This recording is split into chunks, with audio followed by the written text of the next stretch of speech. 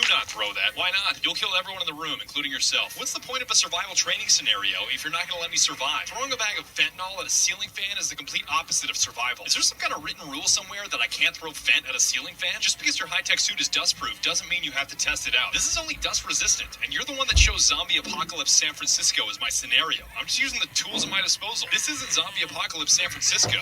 This is just San Francisco. Well, I think my point stands. What do your squad mates think about your ceiling fan idea? Both my squad mates are dead. We're not dead. We're just resting. You see, I'm hero by myself, and I had to make a decision. I bet those two had a better idea than fentanyl ceiling fan. I don't hear them offering any ideas now. I regret talking you out of the ceiling fan idea.